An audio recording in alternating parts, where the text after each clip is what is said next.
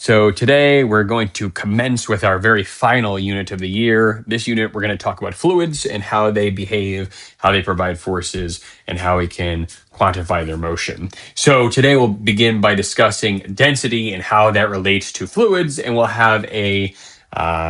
establish a definition of what a fluid is. So, to begin with, let's think about the different states of matter that exist in the world. Can you please list as many different states of matter as you can think of? There are four major ones, and then you might have some other more esoteric ones. And then for each state of matter, can you try to define it by describing how the particles interact for that particular state of matter? So, if you wouldn't mind, why don't you take out a notepad and a pencil and try to write down as many different states of matter as you can and define each one. And then once you're ready, you can come back and we'll define them together.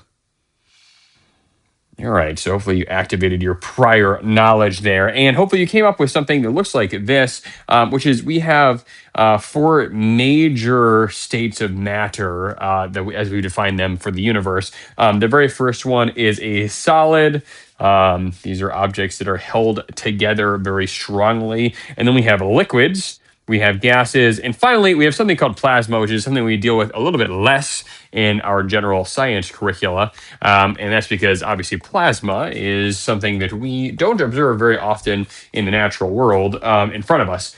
If you look up into the sky during the day, you can see the sun, which is a giant ball of plasma, but it's a little bit more exotic than the other three major types of matter: the solid, liquid, and gas. So let's walk through each of the different states of matter. Solids have a fixed shape and a fixed volume due to their particles being tightly packed together and having strong forces between them. So the particles that make up a solid will be held in place relative to one another. They're tightly packed, and because of all that, they have a consistent and fixed shape and volume. Liquids have particles that are held together enough that they have a fixed volume, but they do not have a fixed shape. Obviously, if you pour water into a jar, it will conform to the shape of that jar. Gases are a little bit less tethered together. So gases have neither a fixed shape nor a fixed volume, and their particles are widely spaced and they move rapidly. So you can see that there is an order from going from solids to liquids to gases of less and less forces holding these particles together, and so that our forms of matter are becoming less and less organized as we go from solids to liquids to gases. And then finally, plasmas, again, are something we run across a little bit less frequently. And those are charged gases in which the electrons have separated from their nuclei, and that allows the conduction of electricity and an interaction with magnetic fields. And so, again, we're going kind of from very high levels of organization and forces holding the particles together in the solids, then moving down through liquids, gases, and plasmas, getting less and less strong forces holding our particles together until eventually when we get to plasmas, not only are the particles not held together like they are like with gases, but even the electrons aren't held onto their nuclei. So they're that far separated from one another. All right, so we can walk through our features here for our three major. We're going to ignore plasma for now, but we've got solids, liquids, and gases. And so we just think about the major features for them. So which ones have a fixed shape? Solids have a fixed shape, but then liquids and gases do not. Which ones have a fixed volume? Solids have a fixed volume. Liquids also have a fixed volume. They will not expand to fill the jar that they're placed in, but they will fit the shape of that jar, right? But gases, of course, do not have a fixed volume. They'll continue to expand until they fill the container that they're in. The distances between particles for a solid, there's a very small distance between particles. Often liquids have a slightly larger distance because those particles are not tied to one another and they can move a little bit more freely. They generally have a larger distance between each particle, though we'll find that isn't the case for all materials, for all substances. And then finally, gases have a very large distance, right? Because again, they'll fill whatever the volume of whatever container is they're in, so they can just continue expanding, and you can get very large distances between the particles that make up a gas. And finally, the force of attraction between particles is very large for solids. They're held together very firmly by forces of attraction between them. Liquids, are medium. They're held together relatively well, and this is why they have a fixed volume. And then obviously gases have a very small force of attraction between their particles, which is why they don't even have to fit a fixed volume. They can expand because their particles are so loosely tied to one another.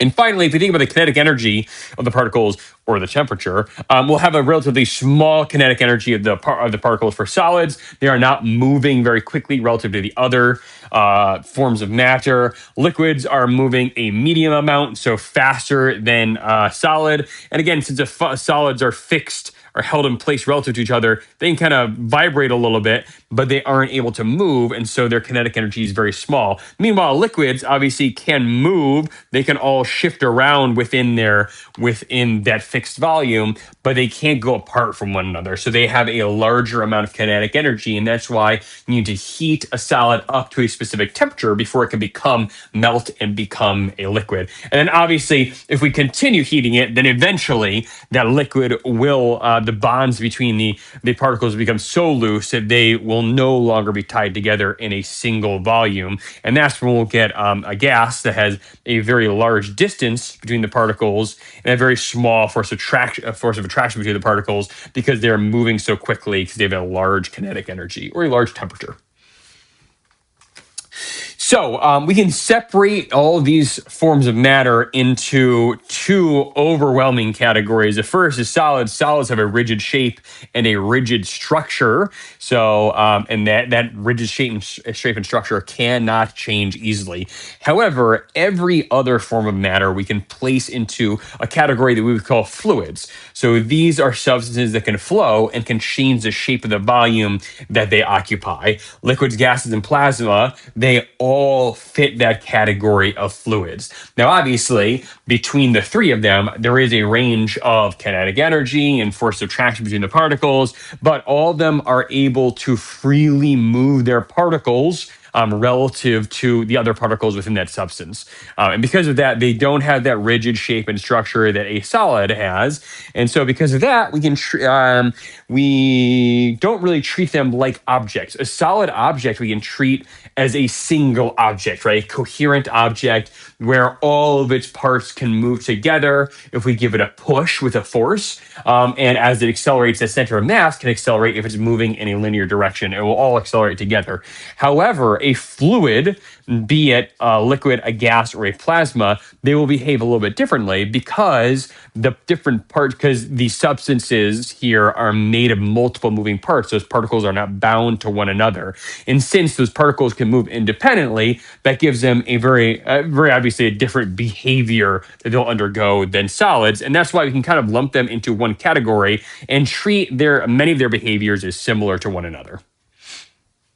So just a quick word, as you know, in this class, we oversimplify things to fit a model that we can deal with in a relatively easy manner mathematically so that we can approximate the behavior of a substance or an object in the real world, even though we may not capture all the complexities of the forces or the energy contained within that system. We can kind of approximate it. And so the model that we're going to work with here is we're going to pretend that everything is a quote unquote ideal fluid. And an ideal fluid, again, of which there aren't really any real instances of this in the real world, but an ideal fluid, were it to exist, would meet the following criteria. So it would be incompressible, meaning that its density does not change with pressure. So no matter how much we push on that fluid, it will not increase its density. It will not take up a smaller amount of volume for the amount of mass that's in that fluid. And it has no viscosity, meaning that it doesn't exhibit any internal resistance to the flow of its particles. So when we move this fluid, the particles moving around each other are not going to resist the motion of any other particles. And again, as with all of our idea models, this really doesn't exist in the real world, but it offers us a simplified model so that we can understand and approximate the behavior of real world fluids and real world systems. So just to go back to these states of matter, again, if we go from solid to liquid to gas to plasma, left to right on the screen in front of you, our average particle kinetic energy or our temperature is increasing as we go from left to right, right? So we're increasing that temperature, which is not something that's surprising. However, what goes along with that is we're increasing how much energy each of the particles of our substance has, right? And this makes sense as we're increasing the temperature to move through our phases of matter for a particular substance. We're going to be increasing the activity of that substance, increasing the energy that's available to it. And we also find that we have the reverse trend in density. So in general, our solids will be the most dense form of a substance, whereas our liquids will be the second most dense, gases will not be very dense, obviously, and the plasmas will be the least dense.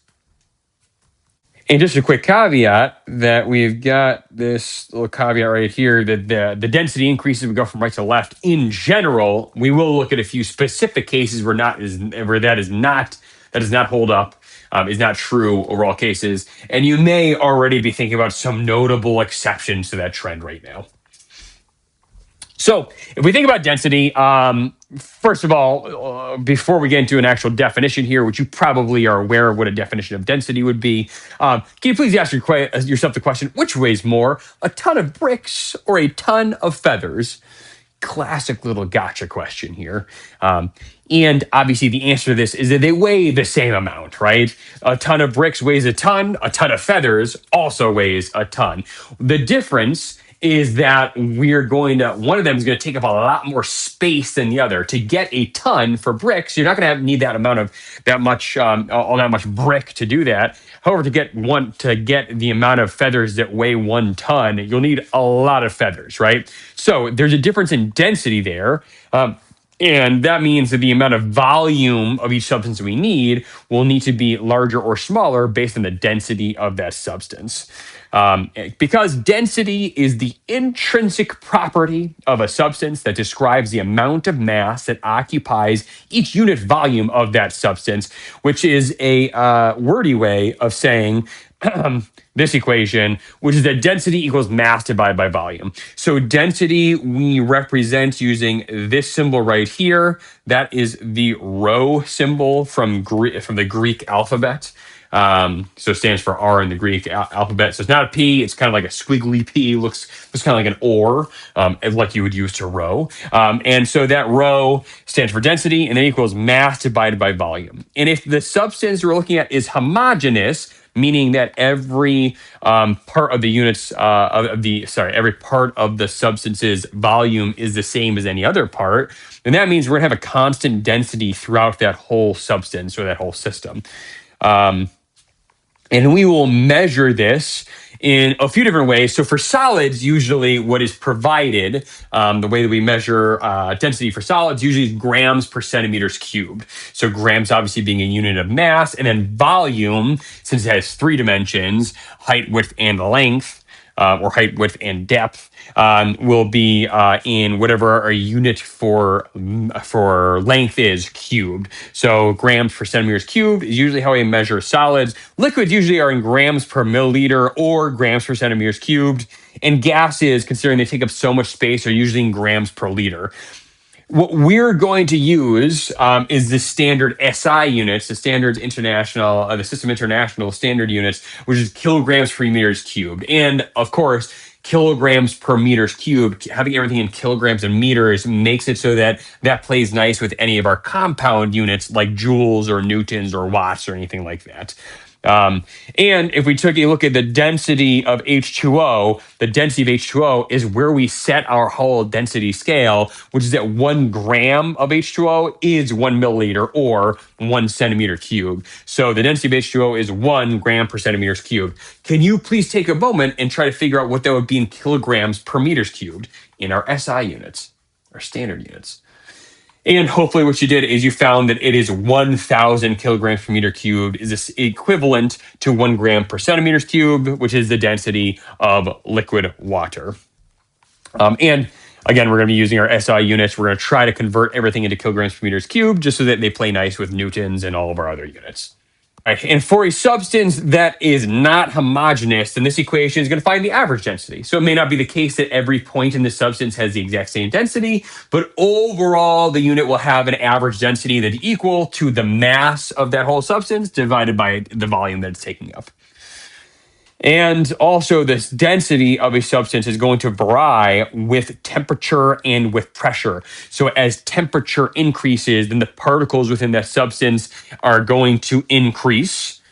Then the particles within this substance are going to increase in energy, so they'll be moving quicker, and so they will take up more volume, and that will reduce the overall density. Meanwhile, if we apply pressure to a substance, then we're going to push it into smaller and smaller volumes, and that will increase the density. So temperature and pressure can change the density for a substance. Though, a quick reminder that when we think of fluids that are ideal, which is the model we'll use for our understanding of fluids, then we cannot change the density of the fluid based on its pressure or its temperature. Here's a table of some densities of common substances. So again, we'll find water right here. Water is 1 gram per centimeters cubed, or 1,000 kilograms per meters cubed. You'll see that blood is mostly water, so it's very similar. Same thing with seawater, right? And then we've got a bunch of other substances on here, and they all differ in their density. The lightest of which is air. We will come across this one pretty often. It's a fluid that we run into a lot every day, and it has a density of 1.2 kilograms per meters cubed. The most dense one on here is a neutron star. A neutron star is an exotic form of matter that's composed entirely of neutrons. We call that degenerate neutron matter. And it is the most dense substance on here, the most dense substance other than a black hole. So, cool. All right, so there's a bunch of different densities on here. We'll play around with some of them as we go along. All right, so let's apply this to an example problem. We've got the North Farms Reservoir on the eastern end of town, and it has a surface area of 64.4 acres, which is equivalent to 0.2606 kilometers squared. And it has an average depth of 2 meters.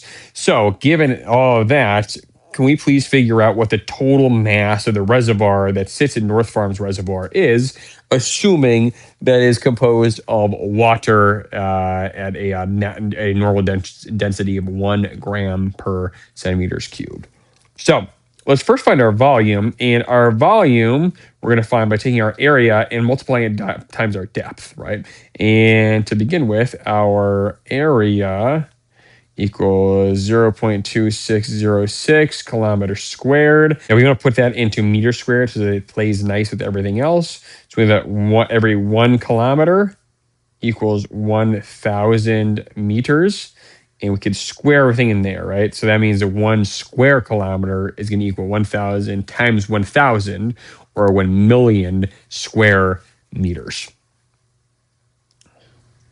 So that's going to equal 2.606 times 10 to the 5th meters squared.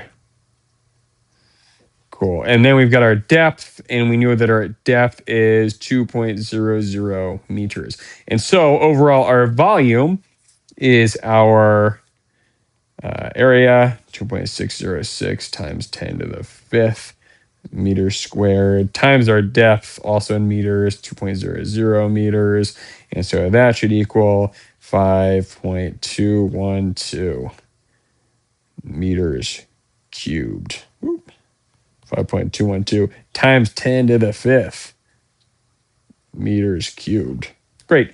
And we know that our density equals mass divided by volume. So our mass is going to equal our density times our volume. And since our density is our density for water, which is 1,000 kilograms per meters cubed, and we know that our volume is 5.212 times 10 to the 5th meters cubed.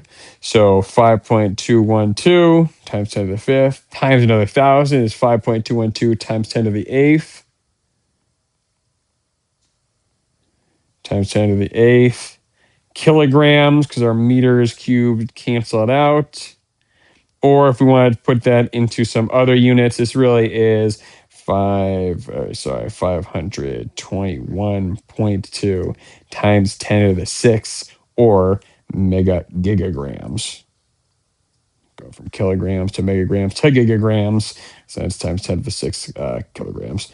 Right, so 521.2 gigagrams. All right, let's next talk about specific gravity. Specific gravity is another way to convey the density of a substance. And in this way, we convey the density of a substance relative to the density of water at 4 degrees Celsius, or 277.15 Kelvin. Because we know that our density of water at 4 degrees Celsius is 1.00 times, 1.00 grams per centimeters cubed, or 1,000 kilograms per meters cubed. And just as a quick question, why are we being specific about the temperature of the water with which we're comparing the density? Well, remember that our density of any substance varies with temperature and with pressure. So assuming that we are at 1 atmosphere's worth of pressure, right? The amount of pressure at sea level on Earth, most substances have an inverse relationship between temperature and density. So we assume the same pressure, then as our temperature goes up or down, then our density will increase or decrease in the opposite direction. So density will decrease as particles are moving faster, with large jumps in density occurring during phase transitions. So again, as temperature increases, that means our density will decrease, because as our particles move faster, they're going to take up a little more space. So our density will decrease. The maximum density of water actually occurs at 4 degrees Celsius. Specifically above 0 degrees. And before the molecules begin to organize in the crystalline formation of ice, that obviously will eventually decrease the density. This is why ice floats on top of water, right? It's because as we get closer to forming ice, the particles of water actually arrange themselves so they are further apart than they are in liquid water itself. So our maximum density for liquid water will actually occur at around 4 degrees Celsius, which again is before the water starts getting closer and closer to 0, where its particles start to organize itself into that crystalline structure. There are other substances that exhibit this similar behavior, meaning the behavior that the density of their solid is less than the density of the liquid, and so their solid form will float within their liquid form. There's gallium, germanium, silicon, and antimony. Those are all 4 substances, 4 elements that exhibit the same properties as water, where it's solid, their solids are less dense than their liquids. And if you want to take a look at a cool video, there's a link there for gallium to go see how, as gallium becomes solid, it will break free of the jar that it's in. So to go back to specific gravity again is the density of substance relative to the density of water. This is found by taking a ratio between the density of our substance of interest. In this case, we're going to call that rho X, density of substance X, and the density of water, or rho H2O. And so our specific gravity equals the density of our substance X, divided by the density of water. And again, specifically the density of water at 1 atmosphere's worth of pressure and 4 degrees Celsius. So specific gravity is unitless because it's only a ratio, right? Our density in kilograms per meter cubed divided by kilograms per meters cubed. The kilograms cancel, and so the per meters cubed. And the utility of the specific gravity of this metric is that it is a quick reference to a relatively friendly value. That value being the density of water that we all kind of intuitively know. And many times we're going to consider density of the substance relative to will it float or sink in water. And so we know from specific gravity that if it has a specific gravity of more than 1, then its density is larger than that of water. And so our numerator here will be larger to give us a density, a specific gravity of more than 1. And so it will sink in water, or if its specific density is less than 1, then the density of the substance is less than that of liquid water. And so it will float on liquid water.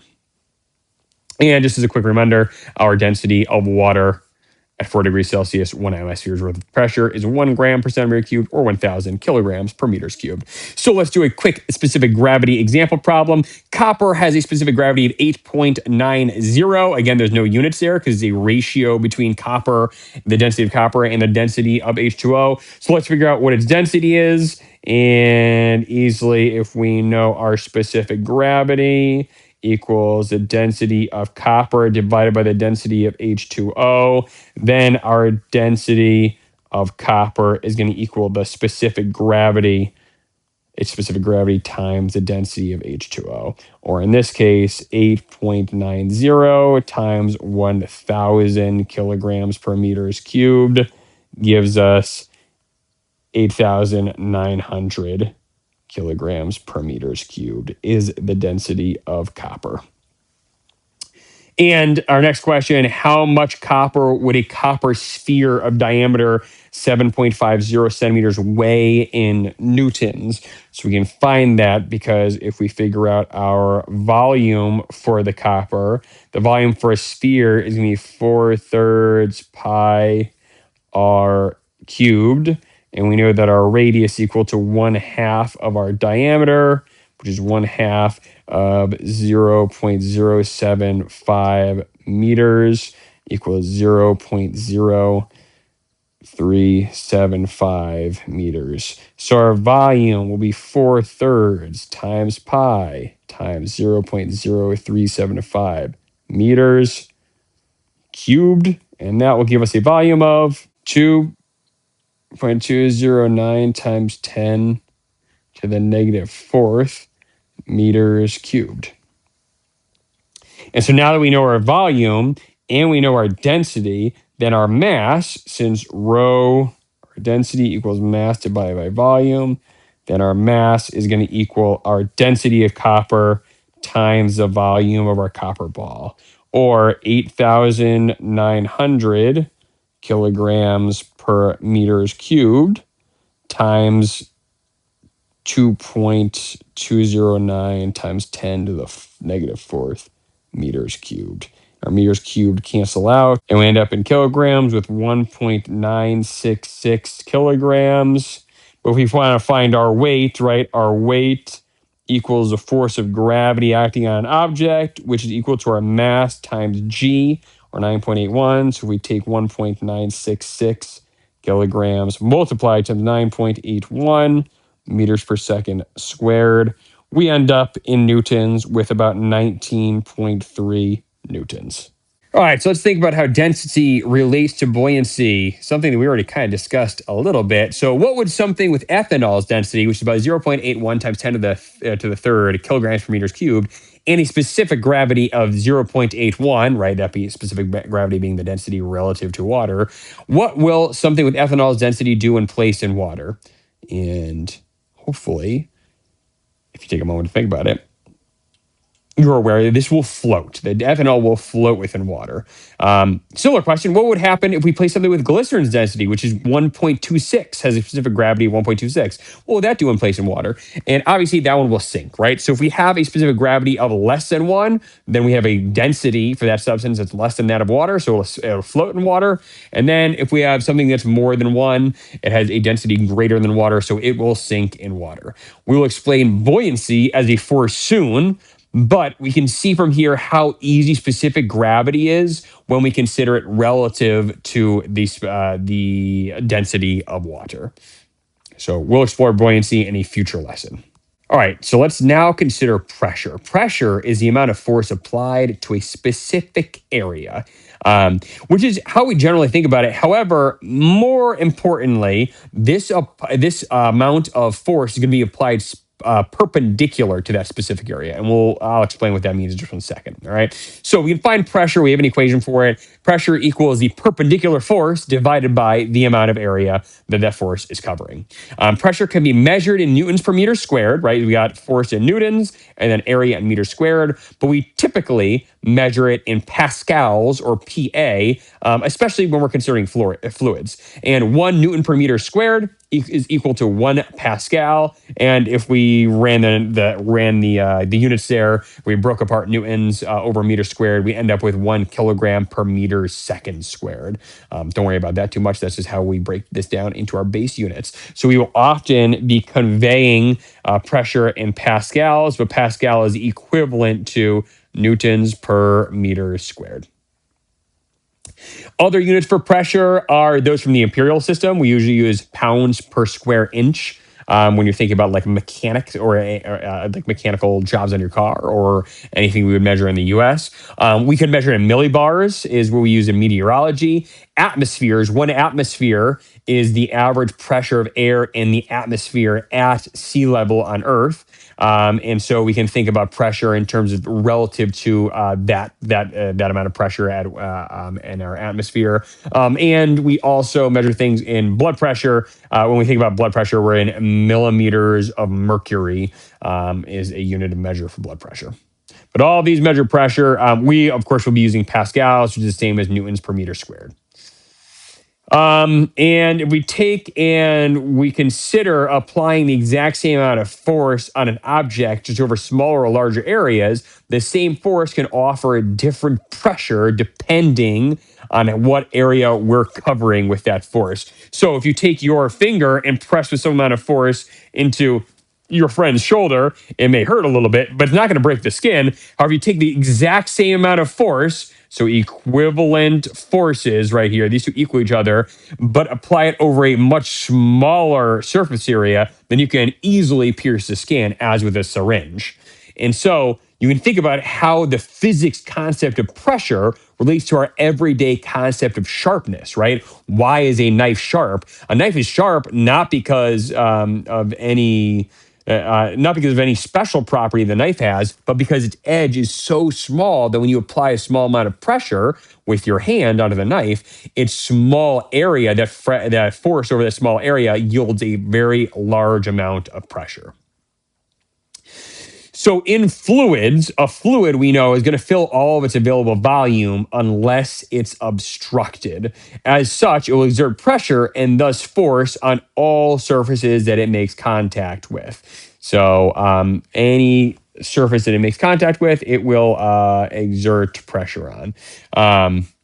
So if we think about a swimmer moving through the water, if they're underwater, they're going to have pressure acting on them from all sides, right? The water would, if the swimmer weren't there, fill in to the space, flow into and fill in the space that is occupied by the swimmer. And so if the water that's trying to move into that space will exert pressure on all sides of the swimmer. And you may notice that there are different arrows. The arrows are of different size depending on whether we're looking from the bottom or looking at the water pushing it on the top. So how do the force arrows on the top of the swimmer compare to those on the bottom? The ones on the bottom are larger, which means, as you know, that they are exerting a larger force on the bottom of the swimmer than the water is on the top of the swimmer. And we will, in future lessons, consider why exactly that is. But you probably already intuitively understand that, frankly, on the bottom, there's just more water pushing in at this point because the bottom of the guy is lower in the water with more water above it than the top of the guy, which has less water above him.